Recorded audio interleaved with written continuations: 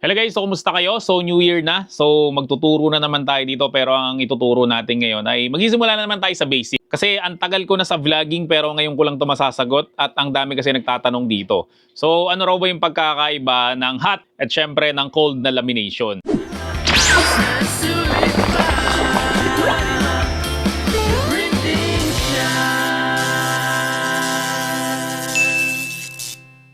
So sa hot and cold lamination guys, so syempre ang ginagamit natin dyan ay laminator. So ito guys is hot and cold na laminator na to. Sa hot and cold guys, meron tayong mga ginagamit na materials. No? Syempre doon muna tayo sa hot. So sa hot guys, ang ginagamit natin dyan ay itong hot laminating film. So ganito guys yung itsura niya. So meron tong dalawang klase. So ito yung makapal, tapos meron niyang manipis. So ito guys is 250 microns. Kasi microns guys ang sukatan kung gaano kapal. Then ito naman yung manipis, so 125 microns. Then bukod dyan guys, ang iba pang ginagamit natin for hot laminating ay ito, yung ginagamit sa calling card. So ito naman sobrang nipis nito, 30 microns lang to. So ginagamit to guys again sa calling card kapag ka naglaminate ka nito, back to back kaagad. So dito guys, meron tayong dalawang klase rin. So ito yung matte, then ito naman yung smooth o yung glossy. So doon naman tayo guys sa cold lamination. So ang ginagamit naman guys sa cold lamination ay mga phototop. So nakikita nyo naman sa vlog ko yan. So ito pakita ko sa inyo yung iba't ibang klase ng phototop kasi sobrang dami nito. And maganda pa dito guys, no? Mas marami pang nadagdag na phototop ngayon kasi dati 8 klase lang yung phototop natin eh. Ngayon papakita ko sa inyo guys na mas marami pang mga nadagdag na mga holographic. Siyempre meron tayo ditong glossy, then meron tayo ditong matte, tapos meron tayong glittery, meron tayong leather, meron tayong canvas matte, then meron tayong 3D. Then ito pa yung iba, meron tayong holographic na broken glass, then meron tayong holographic na rainbow. So yan yung 8 klase na phototop natin dati. Pero may mga nadagdag dito, so ito pa yung mga nadagdag. So merong holographic na flowers. O di ba? Dagdag na naman 'yan. Then ito rin holographic na fireworks. Then meron rin dito guys na holographic na heart. Then meron rin ditong holographic na square. Then meron rin tayo guys na holographic na snowflakes. Then meron rin tayong holographic na dot.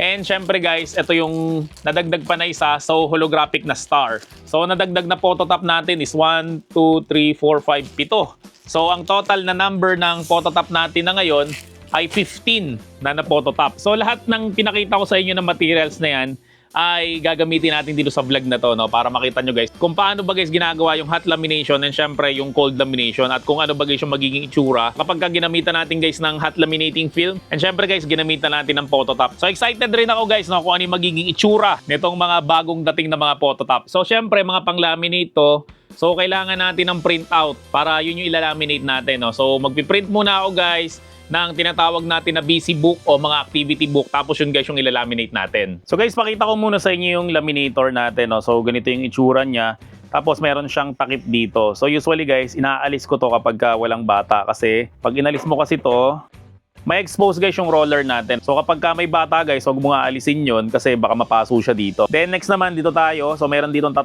switch. Yung isa guys is yung hot and cold na switch. Tapos yung isa naman forward and reverse. Tapos yung isa naman run and stop. Tapos meron tayo ditong 2 LED indicator. Yung isa power, isa naman guys is ready. Tapos ito yung knob natin para sa temperature. Then meron tayo ditong gauge. So syempre kapag magko-cold lamination ka lang, lagay mo lang siya sa cold tapos run mo lang siya. Then ito guys, temperature na to, kahit na anong pihit mo dyan, hindi magbabago yan kasi nga cold lang. So hindi apektado guys ng cold lamination yung temperature. Pero kapag nilagay mo siya sa hot, so iinit guys yung laminator natin. So sa hot guys, ang usualing temperature natin dyan is 150 lang. Okay, wag mong isasagad to kasi yung iba sinasagad to eh. Pag sinagad mo to guys, sobrang iinit yung laminator natin. And usually guys, yun yung nagiging cause ng damage sa laminator kapag lagi mo siyang sinasagad dito sa color red, no? So dun lang tayo guys sa 150. Tapos hintayin lang natin siya na uminit. Kapag uminit na yan guys, iilaw na to itong ready. So guys, konting commercial muna. So sa mga nagtataka kung bakit ang gagaling at ang gaganda ng mga layout namin, actually guys, hindi ako nag-layout niya, no? So dine-download ko lang yan sa Creative Fabrica.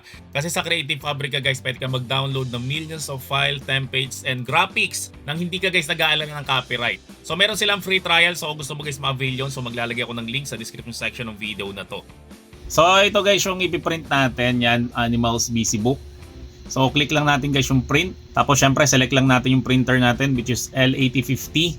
Tapos dito guys sa all pages, ang se-select natin dito is more options. Select lang natin guys add pages only. So dito guys ang isa-select natin dito is yung actual size. Tapos select natin guys is landscape. Kasi nga landscape yung ipiprint natin. Then punta tayo ng properties. Select mo lang yung paper size which is A4. Tapos borderless. Tapos syempre naka-landscape na nga siya. Tapos Epson matte natin siya. Then yung quality natin is iset natin sa high. Tapos okay lang natin siya, then print na natin siya. So ito guys, natapos na yung print natin, no? So ang print natin is horizontal. So lumabas siya guys na nakatayo siya papunta doon. So ang gagawin natin ganito. Diba yan? So gagawin mo, babaliktarin mo siya na ganyan. Tapos saka mo siya ulit isasalang. So dapat kasi guys katulad nito yan. So ganito yung front niya. Then yung back niya guys, pagka ginanon mo siya, so nakaturo pa rin siya papunta doon. Okay, so i-print natin lahat. So guys, ito yung mga materials na ginamit ko dito, no? So dito sa Animals na BC Book, ang ginamit ko dito guys is 260 GSM. So makapal to. So dito naman guys, ang ginamit ko dito ay 200 GSM na glossy. So guys, ito na yung na-print namin na BC Book. Okay, then ito yung mga cutouts naman. So nandito siya. Yan. So ang ginamit ko na printer dito guys ay yung Epson na L8050. Kasi guys, sa L8050 ay pwede ka mag-print ng mga kapal. Katulad nito, 260 GSM to. Tapos pwede ka mag-print ng borderless. Yan, nakita nyo naman. And wala siyang smudge sa magkabilang gilid. Talagang perfect yung pagkaka-print niya. Yan, so back-to-back ko siya pinrint. No? So hindi to guys automatic na back-to-back. Manual ko yan na binak-to-back kanina. Then syempre meron rin siyang Wi-Fi. So pwede ka mag-print through cellphone or maraming mga devices. Kamukha dito guys na isa lang yung printer namin, tapos dalawa yung laptop, then may mga cellphone. Doon kami guys nagpiprint sa isang printer lang. So yan guys ang kinagandaan kapag Wi-Fi yung printer mo.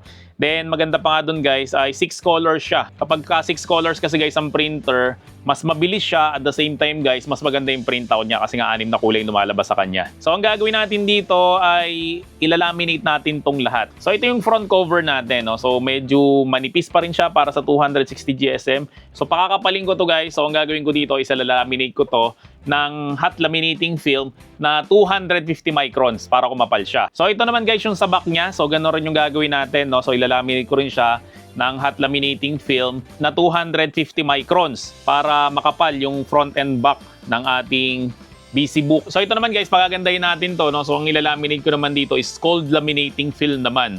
So ang gagamitin natin dito guys, yung iba't ibang klase guys ng phototop, no, para makita natin yung iba't ibang design nila. So ito naman guys, ilalaminate ko rin to. So yung pang-laminate ko naman dito guys ay yung mas manipis na laminating film, yung 125 microns. So tip lang guys, kapag ka mag-hot and cold lamination kayo, unahin nyo muna guys lahat ng cold lamination nyo. Para pagkatapos nun guys, pwede nyo nang painitin yung laminator nyo. Kasi kapag ka sinimulan nyo sa hot, hihintayin yung uminit yan. Tapos kapag ka natapos kayo, hihintayin nyo ulit na lumamig yan. So medyo matagal sa oras yun.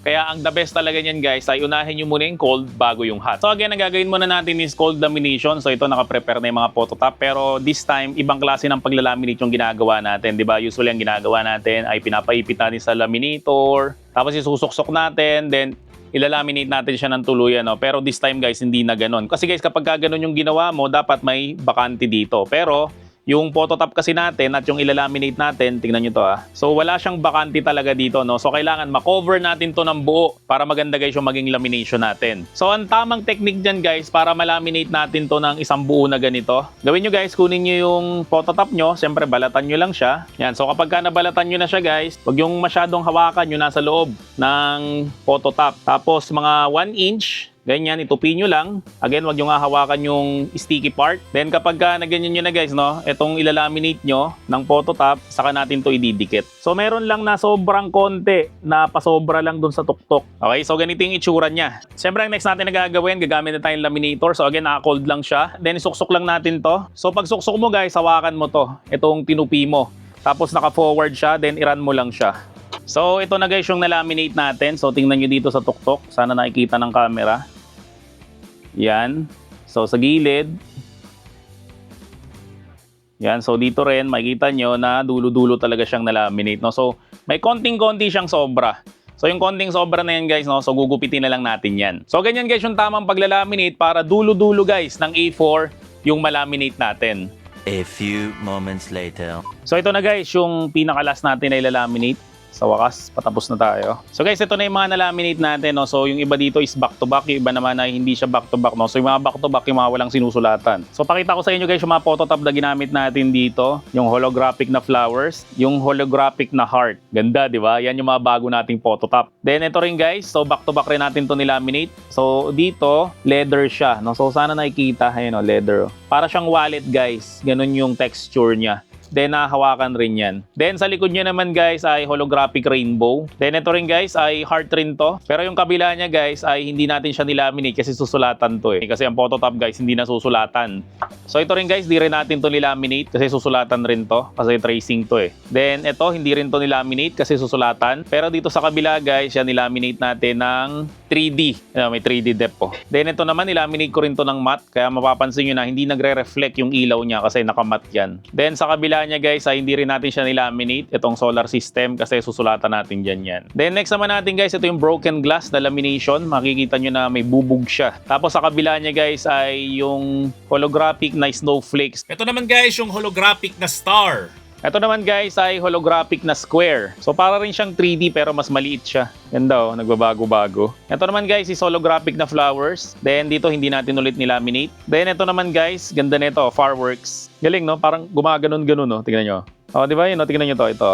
Galing oh. Husay nitong phototop na to ha. Para siya may fireworks talaga sa loob oh. Ito pinakamaganda ngayon para sa akin. Dati kasi broken glass eh. Ngayon ito na yung favorite ko. Then next naman natin, ito yung glossy. So ito yung pinaka-generic sa lahat. Kasi kapag hindi nagsabing yung customer mo kung anong lamination ang gusto niya, usually yung guys glossy talaga yan. Ito yung pinaka-generic. Then sa kabila niya ay wala ulit siyang lamination kasi susulatan. Ito naman guys is yung canvas matte. So ang itsura nito ay sa mga portrait picture. Diba sa graduation mo, ganito itsura niya yung parang katsa. Yan, canvas matte yung tawag dyan. Sana nakikita. Then sa kabila niya ulit guys, ay hindi rin siya nilaminate. Then ito naman guys, yung holographic na dot. Pag dito hindi halata eh. Pag ganito mo yun, halatang halata. Galing. So sa kabila niya guys, wala ulit lamination kasi susulatan. Then ito guys, yung isa sa pinakamaganda rin na phototop. Ang tawag natin dito ay glittery. Kasi talagang nagsha-shining, shimmering, splendid siya. Yan. Then, sa kabila niya guys, wala ulit siyang lamination. So yan guys, yung mga cold lamination natin. So ang gawin naman natin next ay yung hot lamination naman. So sa ayaw na mahirapan sa kanilang printing business pagdating sa mga templates, so meron kaming ino-offer na take all na 800 pesos lang.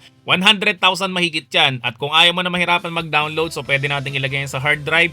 2,500 pesos pero 1,500 pesos na lang po. So sa mga gusto mag-avail, PM lang kayo direkta sa aming page, The Printing Shop. So next naman natin guys ay syempre mag-hot lamination naman tayo. So again, itong dalawang cover na to, itong front and back na cover na to, ilalaminate natin to ng 250 microns.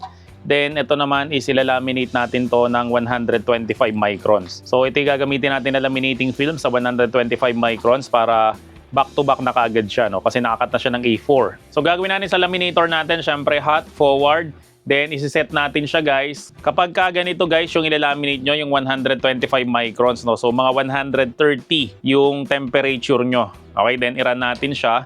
Tapos, hintayin lang natin to guys na umilaw. At pag umilaw na siya guys, no, ready na tayo mag-laminate. So, habang inihintay natin guys na ma-reach yung temperature at syempre mag-ready yung ating laminator ay ilagay nyo na kaagad to guys. Itong ilalaminate natin. No? So again, back to back na kaagad to. So ipapalaman nyo lang siya sa loob. Yan, so make sure lang na ito hanggang dulo na siya. Yan, tapos hintayin lang natin again guys yung laminator na maging ready. So ito guys, normal yan guys na papatay-patay. Itong ready button na to. No? Pero pag nakita nyo na once na umilaw na yan katulad niya, no? So pwede na tayo mag-laminate. So ito guys, tingnan nyo. May ingay, di ba? So kapag nilagyan mo to ng tape, yan, tatahimik siya. Nga lang kasi minsan yung tape nga abala sa labasan ng materials natin. So gawin natin ngayon guys, no, syempre laminate na natin to, itong mga na-prepare natin. So very simple lang naman yan, subo mo lang. So again, kaya natin inaalis yung kulay itim dito para makita natin guys na itong kabilang dulo na to ay lumalabas talaga siya doon. Kasi pag hindi yan lumalabas doon, ibig sabihin yan pumasok na yun sa loob. Kapag pumasok yun sa loob guys, no, may chance na masira yung laminator natin. So kaya kailangan talagang bantayan yung laminator. Huwag nyo nga alisin yung mata nyo dyan kapag nagla-laminate kayo. Yan, so pag na-laminate nyo na siya guys, ang gagawin nyo, itaob nyo siya, then i-laminate nyo ulit. Yan, so na-laminate na natin siya guys. So paano nyo malalaman kung maayos yung pagkaka-laminate nyo? Titigan nyo lang to. Yan, itong part na clear. So dapat crystal clear talaga yan. So kapag ka hindi crystal clear yan na parang ganito na malabo pa rin siya, ibig sabihin hindi pa rin na-laminate yan. So kapag ka ganyan pa rin siya guys, ang gawin nyo guys, isubo nyo ulit sa laminator. So gawin ko guys, no, i-laminate ko lang lahat. Then proceed na tayo guys dun sa next step natin. So guys, ang next naman natin na ilalaminate ay ito naman yung cover and syempre yung back cover niya. Yan, so gagamitin natin again dito is yung 250 microns na laminating films. So sinet ko siya guys sa 150 kasi guys mas makapal to kaya mas mainit dapat. So ito pakita ko sa inyo guys ha. Ang laminating film kasi, so ito yung sa loob niya. So sa loob niya guys malagkit to. Kapag nainitan to guys lumalagkit to. So kapag ka lumagkit to guys, may kakapitan dapat yan. Kaya nga ang ginagawa natin, di ba pinapalaman natin sa loob. Pero tingnan nyo to ha. Itong gilid na to, makita nyo may sobra. Tapos ito rin guys, may sobra rin dito. So kapag ka lumagkit ulit, wala siyang kakapitan. So ang gagawin yan guys, kakapit yan dun sa roller. So kapag ka kumapit yan sa roller guys, pwedeng pumasok yan sa loob. At pag pumasok yan sa loob guys, masisira yung bumbilyan yan. Kasi may heating lamp yan guys. Pag tinamaan yon nitong laminating film, puputok yun. Pag pumutok yun guys, wala nang kapalit na ganung pyesa. So papalitan mo yung buong laminator. So para maiwasan natin yun guys, no, kailangan pantayin mo yung tuktok and syempre yung gilid. So ang gawin natin dito, gupitin natin yan. So pag nagupit mo na siya guys, ganito na itsura niya. Yan, nakita nyo, pantay-pantay siya. So pag ganyan na siya guys, no, pwede na natin itong ilaminate. So ito guys yung itsura niya pag nalaminate natin. Ito yung sinasabi ko sa inyo kanina yan. No? So malabo pa rin siya. No? So ibig sabihin yan, di pa yan nalaminate. So kapag makakapal na laminating film, talagang pabalik-balik yan. No? So ang gawin ko naman, ilaminate ko naman to. Okay, so pag nalaminate natin, so meron pa rin siya dito. Yan, may mga hindi pa rin siya part na na-laminate, no? So gagawin nyo patagilid naman hanggang maubos yun, yung parang malabo o yung translucent o frosted yung itsura, no? Dapat clear na clear yan para siguradong maganda yung pagkakalaminate natin. Diba clear na siya? So ito clear na rin to. Dito okay na rin. Yan, clear na rin siya. And dito guys, clear na rin siya. So ibig sabihin ito guys, maayos na yung pagkakalaminate natin ito. So ito guys, sa laminate na natin, syempre meron tayo ditong hot and meron tayo ditong cold, no? So pakita ko sa inyo guys yung pagkakaiba ng hot and cold sa mga hindi pa nakakaalam. So kapag sa hot guys, talagang matigas siya. You know, mahirap siyang i-bend. Kapag binin mo to, mababali to. And talagang kumapal to. Okay, kahit na mabasa to ng tubig, hindi na to masisira. No? Wag lang dito sa mga siwang na to, no? Kasi sinagad ko yung cut niya eh. Dapat talaga merong konti yan dito. So kamukha nito guys, oh yan, no? Yan, may sobra siya dito, no? So magiging waterproof na to. And mas madali na siya guys linisin, no? So hindi na siya guys kapitin ng dumi. So sa cold lamination naman guys, so ganito yung itsura niya. Ito back to back to. Yan, so hindi pa rin siya ganung katigas. Hindi kamukha nito guys na talagang matigas to. So yun guys, yung pinagkaiba nila, syempre sa hot lamination, talagang tumitigas talaga siya. Pero dito parang kumapal na papel lang siya. So gawin ko guys, ayusin ko muna siya para makita nyo guys yung actual product talaga natin, itong mga pinagagawa natin na print and nilaminate natin. So dito guys sa 125 microns na lamination natin, so ang gagawin ko dito is kakat ko to. Ito mga pasobra na yan, no? So maya maya guys, malalaman nyo kung bakit kailangan ko ikat yan. Yan, so gamit lang ako nito guys para maiba naman kasi laging sliding cutter yung ginagamit ko eh. So ganito guys, no? So gawin ko rin to guys sa lahat. So ang next na gagawin natin ngayon ay bubutasan natin siya. So isa dito saka isa dito, no, ng Warrior Puncher ulit. Kasi ang Warrior Puncher is meron siyang bilog, meron siyang oblong, meron siyang pang curve. So ito yung sukatan natin. So ang gagawin ko, ilalagay ko lang siya sa 9 cm. Then magbutas tayo. Unahin na natin to, itong front cover. So ilagay ko siya sa gitna kasi nga bilog. So ito yung stopper natin. So punch ko lang siya. Ikutin rin natin, no? So yun ulit yung stopper natin para lahat pantay. Okay, yan. So nakadalawang butas na tayo. Then gawin lang natin, butasin rin natin lahat. So ayan guys, nabutasan na natin silang lahat, no? So ang gagawin natin ngayon ay i-arrange na natin siya. So ito guys yung front natin, syempre dito siya sa unahan. Tapos hanapin lang natin guys yung kamukha nito. So dito natin siya isisiksik. Yan, so yung animals dito, yan giraffe, may giraffe rin doon. Giraffe. Tapos ito, let's count. So ito naman ay dito siya sa let's count. Tapos ito naman ay dito siya, yan, color matching. Then next ito naman is sort by size. Then ito naman guys ay may mga balloons. So may mga balloons rin dito. Then number match. So ito rin, dito rin yan. Ito rin, dito rin yan. So ito rin, basta may mga numbers. So dito rin siya. Then ito, dito rin. So ito rin, may mga numbers rin to. Dito rin yan. Dito rin, ito, dito rin. Then build her face. So ito, cut this for phone number practice. So ito yung phone number. So ilagay ko lang siya dito. Ito, pictures color sorting. Yan, ito rin, dito. Green, violet. Green, purple. Yan, so ilagay natin siya dito. Shape matching. So ito, shape to. So dito siya. So ito naman naman is guess the animal and write their name.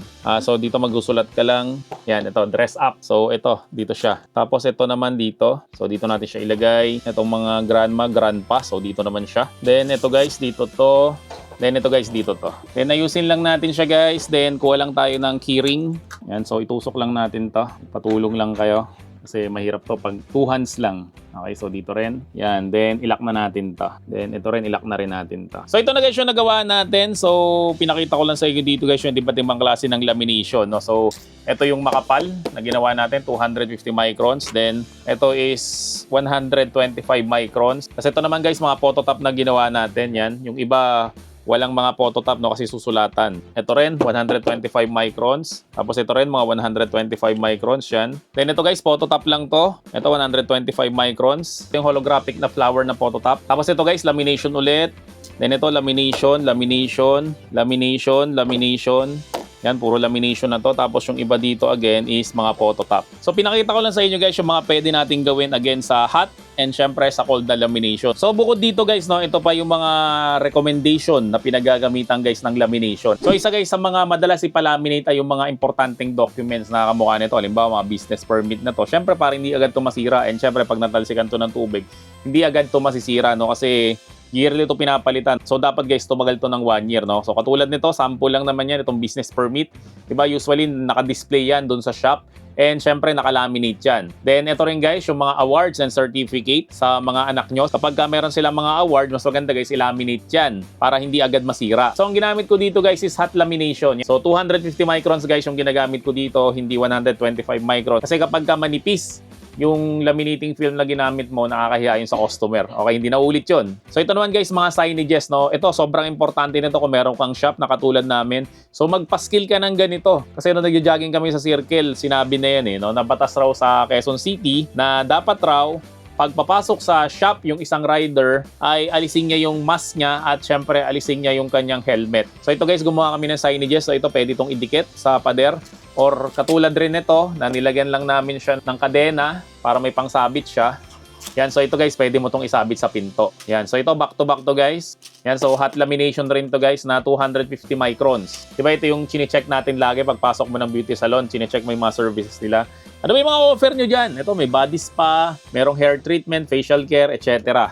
Tapos dito rin sa mga food menu. Diba kapag kumakain kayo sa restaurant, ito yung inaabot sa inyo na menu. So usually yan guys, naka-laminate rin yun ng hot lamination. Yan, katulad nito, yan, may cheeseburger, cheese sandwich. Sobrang importante guys sa mga restaurant na mga menu nila na usually nga yan guys is naka-laminate. Kasi pag dito naka-laminate, papel lang to. Ilang araw lang yan, sira na kaagad yan. So again guys, yung mga pinapakita ko sa inyo na to, ito yung mga recommended ko na i-hot laminate nyo. Yan kasi mga importanteng documents, again, sa mga signages. Then itong mga menu. So yan guys, yung mga highly recommended talaga na i-laminate ng hot lamination no para matigas talaga sila at hindi kaagad sila masira. So next naman guys ay naisipan lang namin to no kasi nga yung anak ko pinagdadala siya ng whiteboard. So ito guys, hindi mo na kailangan bumili ng whiteboard no. So mag-print ka lang, customize pa siya, tapos lagyan mo lang siya ng lamination and lagyan mo siya ng magnet dito. Tapos ito, marker na may magnet so pwede mo idikit dito. Yan, hindi na siya nahuhulog.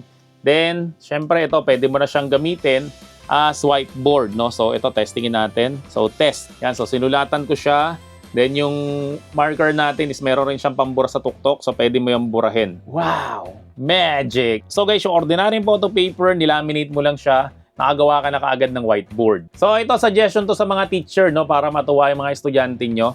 So, pwede kayong gumawa ng ganito. So, ito, guys, is hanging decor, no? So, halimbawa, ito yung grade 4 section gamers, tapos ito yung students na kasali doon. So ito yung nasa tuktok, then yung mga ulo ng mga estudyante nyo na nilaminate rin natin ng hot lamination. Yan, so kinat lang natin. So ito. Tapos binutasan lang namin siya and syempre nilagyan lang namin siya ng ball chain. Yan, so nakagawa tayo nito. O, di ba? Ang cute. O, nice. And next naman guys, syempre yung mga flashcards o mga learning materials, lalong-lalo na sa mga teacher. No? So sobrang importante nito para mas madaling matuto yung mga estudyante. So, ito yung likod niya. So, pare-pareho syempre ng likod dyan. Tapos, sa harapan niya, ganito yung itsura niya. A is for apple. Tapos, B for banana, coconut, duck, elephant, fish, hat, ice cream, jelly, key, lion, mouse, nest, onion, panda, queen, rainbow, star, turtle, umbrella, vase, watermelon, xylophone, yo-yo, and zipper.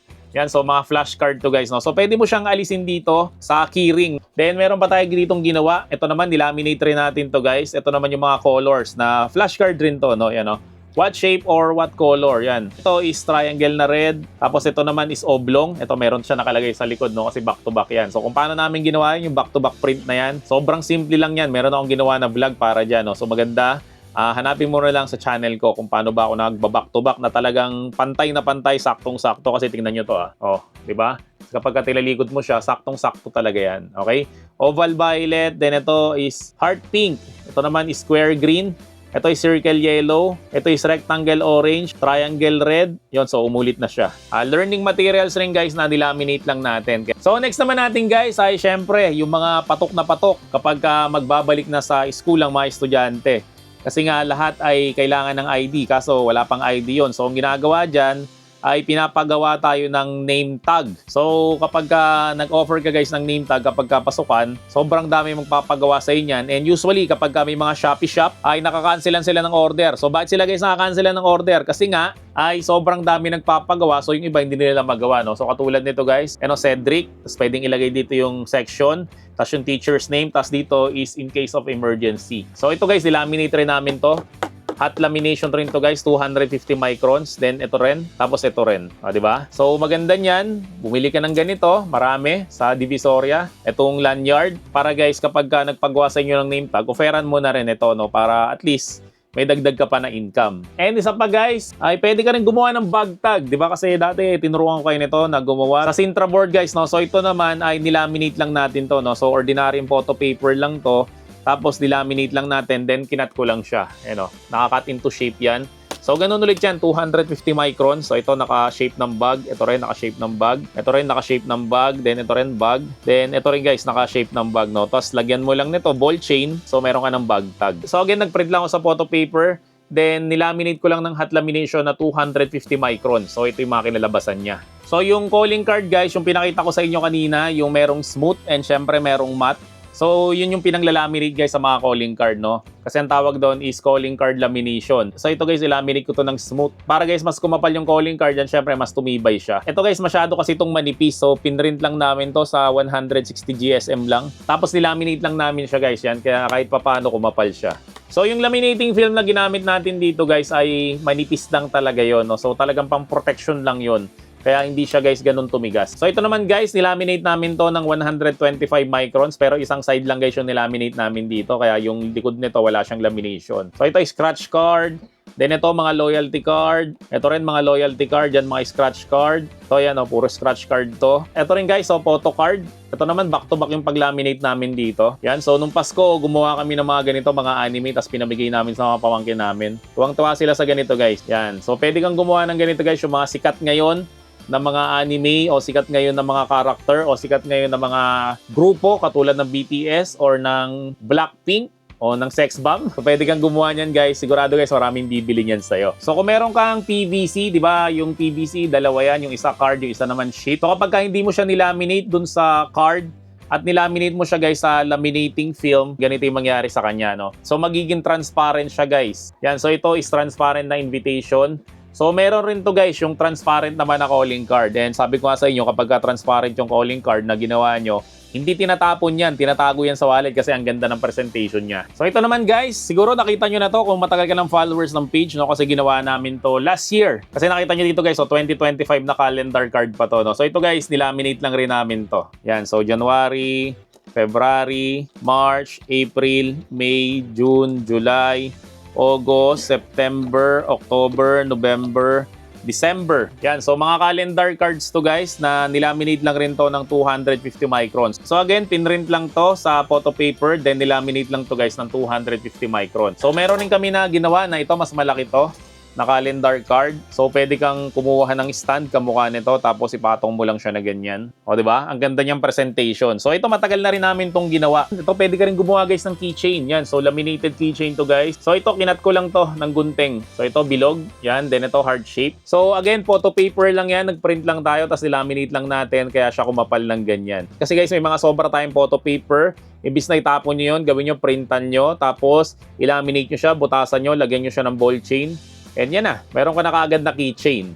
So ito, mabibenta mo na to ng 10 to 20 pesos. So yung iba naman guys, ang ginagawa dito sa keychain na to, no? So sa mga hotel, talagang literal na ginagawa tong keychain, no? So nilalagyan dito ng room number. Tapos dito guys, sinasabit yung mga susi ng mga hotel. So ito pa guys, sample rin ng nilaminate namin ng hot lamination, no? So ito yung isa pang bookmark. Yan, so ganito guys yung itsura niya. So kinat lang namin banda dito. So pwede mo siyang ilagay doon, then ipitin mo lang siya na ganyan. O, di ba? Very nice. Tapos dito guys yung reminders niya, yan, no? Please give me a moment of your time. Review here. So ito guys, again, photo paper lang yan na nilaminate ng hot lamination 250 micron. And next naman guys, ito, mga standee naman. So dalawa ulit yung choice mo dito. So ito ay pinrint namin sa sticker na transparent o translucent.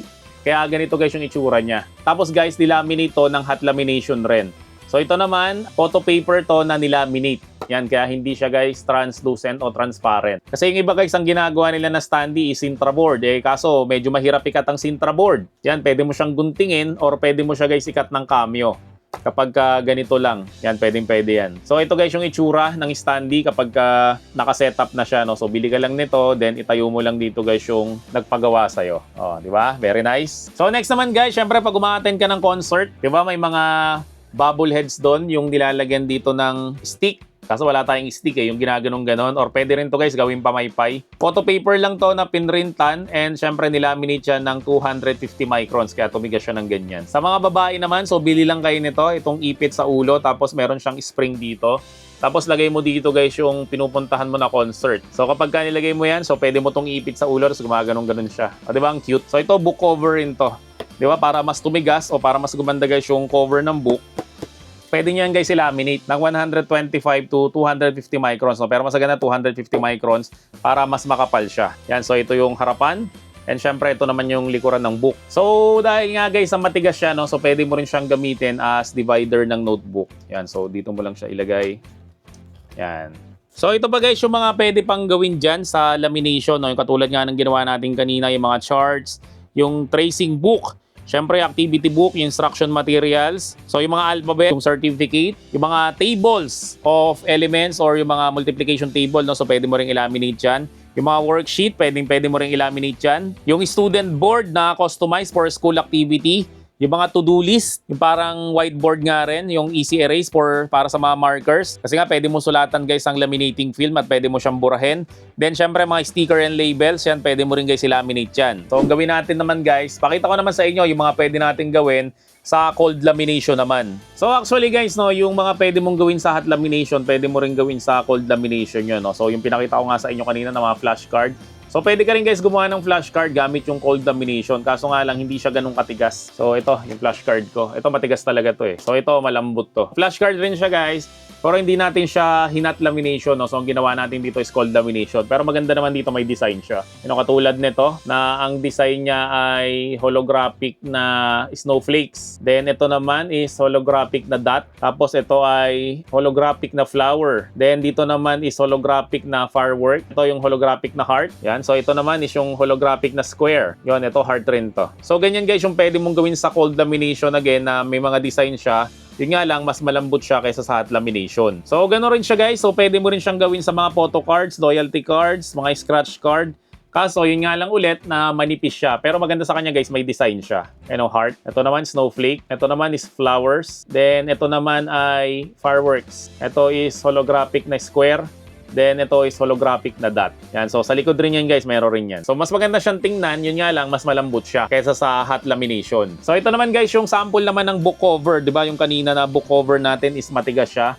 Ito naman, guys, mas malambot siya. Pero, maganda nga sa kanya, may design siya. Ito, guys, is holographic na star. Yan. So, ito rin, holographic na star. So, ito naman, guys, yung ginawa natin kanina. Diba? Yung invitation na nilaminate natin sa hot laminating film. So, pwede mo rin gawin yon sa cold lamination. Kaso, yun nga lang, mas malambot siya. So, katulad nito guys, ito, glittery siya. Kaso, mas malambot nga lang siya. No? So, mas maganda siyang tingnan kaysa sa hot lamination. Yun nga lang, tissue ulit, syempre, mas malambot siya. Yan, so glittery. Ito rin, glittery rin to. Then, sa bookmark naman guys, ganito yung itsura niya. Yan, so malambot to. Ito kasi yung matigas na bookmark natin di ba? Ito yung nilaminate natin sa hot lamination na 250 microns. Nilaminate lang natin to sa phototop, no? So mas malambot siya pero again, mas maganda siyang tingnan. May mga design kasi siya. So ito is snowflakes, ito naman is heart. And sa totoo lang talaga, yung mga cold lamination na yan, yung mga phototop na yan, na-discover ko talaga yan nung nagbebenta ako ng my sticker, no? Kasi sa sticker guys, yan yung magandang ilagay nyo.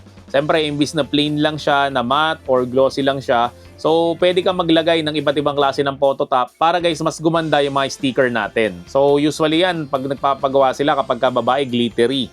Tapos broken glass. Sa mga lalaki naman, ang pinapagawa nila 3D, ano kaya yung holographic 3D. Tapos ngayon nga guys, mas marami na tayong mga option na mga phototop. So yung mga sinabi ko nga kanina, yung holographic na dot, yung holographic na square, yung holographic na fireworks, yung holographic na heart. Yan, so nadagdagan guys yung collection natin ng mga phototop na pwede pa nating i-offer sa mga customer. So again guys, ang kinagandahan ng hot lamination, no? So maganda to guys kasi mas titibay at tatagal guys yung mga materials na ginagamit natin. Dahil nga guys, mas protektado siya and syempre, ang usually talaga nakakasira ng mga papel is tubig. So kapag ka na-splashan to guys ng tubig, no, hindi agad-agad siya masisira. And the best talaga to guys dun sa mga materials na lagi nating ginagamit or lagi nating hinahawakan katulad nung kanina. Yan yung ginagamit natin na sa mga services and syempre sa mga menu, di ba? Kung may restaurant ka, inaabot to, syempre lagi itong hinahawakan ng tao. Imaginein mo guys kung papel lang yan, saglit lang yan, sira ka agad yan, no? Pero kapag nilaminate mo ng hot lamination na makapal nga, 250 microns, mas tumatagal guys yung buhay niya. So sa cold lamination naman guys, ay maganda dito ay very flexible siya, no? So pwede mo siyang ilagay sa iba-ibang mga materials, no? So pwede nga siya sa sticker, tapos dito sa mga book cover, sa mga bookmarks. And nagagawa nga nito guys na mas maging waterproof yung mga materials natin, no? Lalo na yung mga vinyl na sticker.